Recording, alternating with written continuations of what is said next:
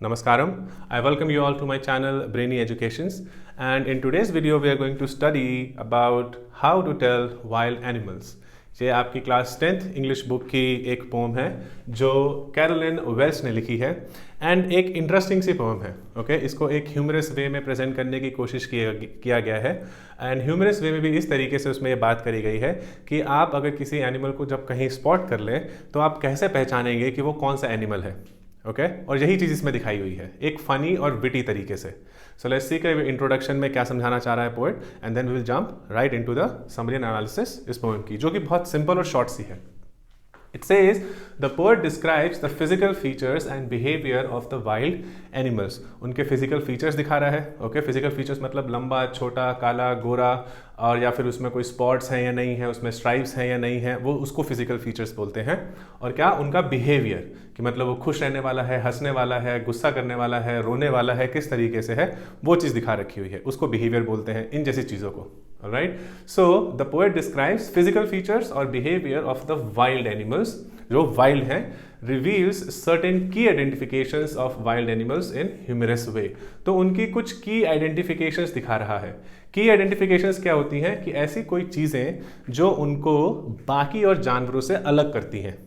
Okay सबकी same नहीं होती तो उनको की आइडेंटिफिकेशन बोलते हैं. जैसे हम सब ह्यूमन बींग्स की अगर एक की आइडेंटिफिकेशन बोले तो वो है फिंगरप्रिंट. ओके जो हमको बाकी सारे ह्यूमन बींग से अलग करता है. तो वैसे ही इन एनिमल्स में भी की आइडेंटिफिकेशन कुछ है जो पोएट बताना चाह रही है इसमें. Then it's a beautiful blend of wit and information telling the readers how to recognize some animals in the forest.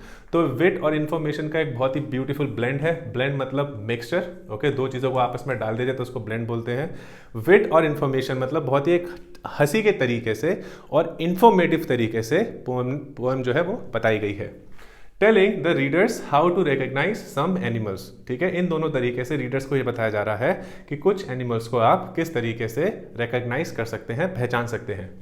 Then behavioural traits and accurate description of animals like leopard, Bengal tiger, a bear, crocodile, hyena, Asian lion and a chameleon are described in humorous way. तो ये सारे animals हैं जिनके बारे में बताया गया है एक ह्यूमरस तरीके से. Cautions the readers how dangerous these wild animals can be. तो जो पोएट है वो एक तरीके से रीडर्स को कॉशन कर रही है, चेतावनी दे रही है कि ये वाइल्ड एनिमल्स किस हद तक डेंजरस हो सकते हैं. तो इनसे फालतू में छेड़ाछानी नहीं करनी चाहिए. Okay it says it opens with the description of Asian lion. तो एशियन लायन की डिस्क्रिप्शन से ये शुरू होती है पोम और उसमें क्या बताया है एशियन लायन के बारे में कि if a person happens to visit a forest in the eastern part of the globe. अगर ग्लोब के कोई ईस्टर्न पार्ट में मान लीजिए अगर कोई पर्सन विजिट करता है इस फॉरेस्ट में, ईस्टर्न पार्ट के फॉरेस्ट में, he can identify a lion by its large size and dull brownish colour. तो उसके फीचर्स बताए हैं. ठीक है कि कैसे लायन को आइडेंटिफाई कर सकता है वो एक एशियन लायन को. By its large size, dull brownish colour, a loud roar that can frighten a person to death. और उसकी इतनी लाउड दहाड़ जो एक इंसान को मतलब इतना इस हद तक डरा सकती है. जो मतलब एक स्टेटमेंट होता है a person to death, frightening a person to death कि मतलब कि उसको नानी याद आ जाए एक तरीके से, या फिर वो एकदम जैसे डर के मारे जो कांपना होता है वो चीज़. ओके उससे पता लग जाएगा कि अगर वो कोई eastern part of the world के किसी फॉरेस्ट में गया और वहाँ पर उसको कोई ऐसी चीज़ दिखी और एक दहाड़ सुनाई दी तो वो एक एशियन लायन ही है. Then it explains about a tiger can be known by the distinct black stripes. तो ये टाइगर का फीचर है, उनके बॉडी पर ब्लैक स्ट्राइप्स होते हैं on its yellow body. Moreover, if the beast eats the visitor, one can know that it is Bengal tiger. तो ये फनी तरीका डाला हुआ है. ओके कि अगर आपको अब मान लीजिए वहाँ पर कोई ऐसा प्राणी दिख जाता है, कोई ऐसा जानवर दिख जाता है जिसकी बॉडी पे येलो बॉडी पे ब्लैक स्ट्राइप्स हैं तो वो एक बंगाल टाइगर है. और अच्छे से कैसे पता लगता है कि मान लीजिए अगर वो विजिटर को मतलब जो देखने गया उस टाइगर को अगर वो उसी को खा लेता है फिर तो पक्का यकीन हो जाएगा कि वही बंगाल टाइगर है. ठीक तो ये एक विटी तरीका है पोम का, पोएट का बताने का जानवरों के बारे में. Moves ahead describing about a beast spotted body with salt and pepper. तो अब एक ऐसे बीस्ट के बारे में बात हो रही है जिसकी बॉडी एक सॉल्ट एंड पेपर की तरह दिखती है, मतलब black and white spots type थोड़े होते हैं जिसपे pattern ready to pounce upon the visitor, one can know that it's a leopard. तो लेपर्ड की बॉडी के बारे में बताया गया है कि उसके ऊपर कुछ स्पॉट्स होते हैं, ओके, जो अपने विजिटर पे पाउंस मतलब एकदम छलांग मार झपट्टा मारने के लिए रेडी बैठे रहते हैं. तो one can know that it's a leopard even if the visitor cries in pain, whose the leopard will continue his attack on him.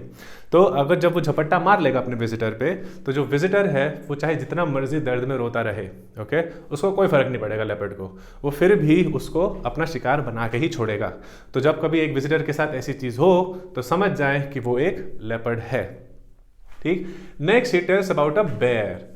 अब भालू के बारे में एक bear whose tight hug can strangle a person to death. तो भालू के बारे में क्या बताया है कि अगर वो एक टाइट हग दे दे विजिटर को, ठीक है, तो वो वहीं अपना दम घोट के मर जाएगा. Strangle a person to death. Therefore, if the visitor comes across any wild creature giving a tight friendly hug, he can be sure that it's a bear. क्या कह रहे हैं कि अगर जैसे मान लीजिए इसीलिए आप किसी ऐसे क्रीचर के अक्रॉस आए, आमना सामना आपका हो, जो एक बहुत ही टाइट हग देता है, तो समझ आना भाई कि वो एक बेयर है. टाइट हग देने से क्या होगा, बंदा वहीं टपक जाएगा एक तरीके से. Then it says the poet then distinguishes between a hyena and a crocodile. अब इन दोनों के बीच में डिस्टिंग्विश किया गया है, ओके, अपोजिंग फीचर्स दिखाए हैं. क्या? Inform the people who are novice, जो नए नवेले हैं एक तरीके से विजिटर्स जिनको नहीं पता डिफरेंस क्या है, that hyena has a smiling face.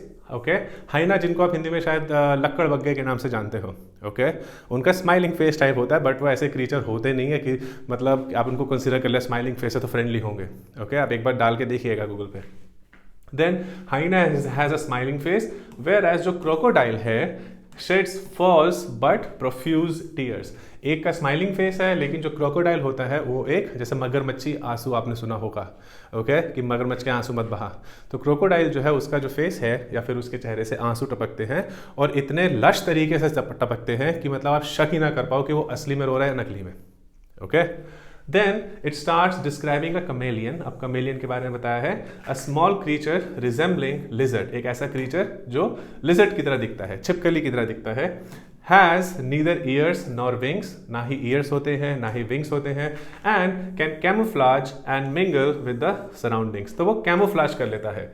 Camouflage मतलब अपने आप को ढाल लेता है अपनी सराउंडिंग्स के हिसाब से. वही कलर, वही रंग, वही रूप, वही सेम तरीके का पैटर्न वो अडॉप्ट कर लेता है कैमेलियन जो होता है. अगर मान लीजिए वो किसी पेड़ पे है, ओके, और पेड़ का कलर यहाँ ब्राउन है, अगर वो यहाँ पर है तो पूरा पेड़ की बाख की तरह अपना कलर, अपना बॉडी का पैटर्न कर लेगा. अगर वो लीव्स पे है, स्टेम्स पे है, तो उसकी तरह कर लेगा. आप पहचान नहीं पाएंगे कि पेड़ पे कोई है भी या नहीं. ठीक, वही चीज इसमें बोली है कि and mingle with the surroundings, remarks a witty paradox. Paradox मतलब दो अपोजिंग स्टेटमेंट अगेन. ओके, कैसे? जब words, if a person sees nothing on a tree, अगर कोई इंसान पेड़ पे कुछ ना देखे तो समझ जाए he can be certain that there's a chameleon. तो वो समझ जाए कि अगर पेड़ पे कुछ भी नहीं है तो एक कैमेलियन तो है ही है, बिकॉज वो इतना ज़बरदस्त तरीके से कैमोफ्लेज करते हैं जो कैमेलियंस होते हैं. तो यही है इसमें. पोएट ने कुछ एनिमल्स को देख के आप कैसे पहचान सकते हैं कि वो कौन से एनिमल्स हैं, थोड़ा फनी और विटी तरीके से बताने की कोशिश करी है. बहुत ही सिंपल और छोटी सी पोएम है, यहीं पर ख़त्म हो जाती है. एंड अगर आपको ये समझ में आई है और अच्छी लगी है तो प्लीज़ लाइक ज़रूर कीजिएगा एंड शेयर ज़रूर कीजिएगा इस पोएम को.